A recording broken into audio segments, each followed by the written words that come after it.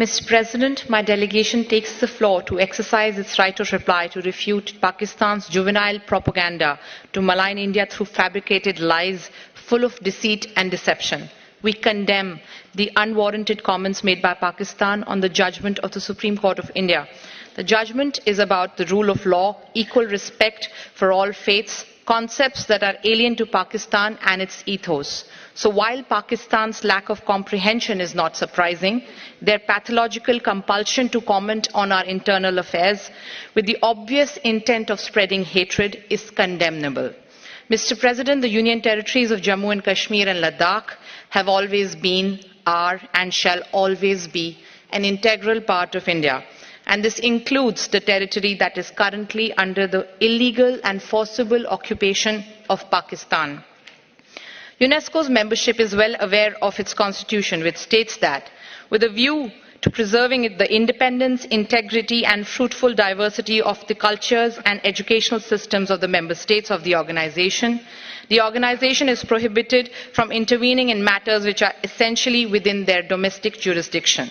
Sadly, in flagrant violation of UNESCO's constitution, its ethos, mandate and practices, Pakistan's intervention did precisely that. Pakistan's intervention is an interference in India's internal affairs. It is unacceptable and we reject it. Mr. President, for us the most important fundamental right is that of right to life. Globally, the single largest threat is this right is from terrorism. Tragically, the reality facing us is that Pakistan is the world's largest producer and exporter of this evil. Pakistan's political approaches are rooted in terrorist violence and its global engagement is defined by mainstreaming of terrorism as an instrument of statecraft. Ask yourself the following questions. In which country were the perpetrators of 9/11 and 26/11 terror attacks discovered? Where were Osama bin Laden and Mullah Omar found?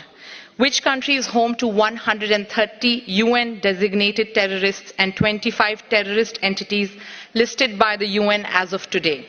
Which is the country where organizations such as Hizbul Mujahideen, Jamaat-ul Dawa, Lashkar-e-Taiba and many other banned terrorist outfits openly conduct their activities, collect funds from the streets and run their offices with active support of the state machinery? Which country is the leader in aiding, abetting and financing of terrorist activities?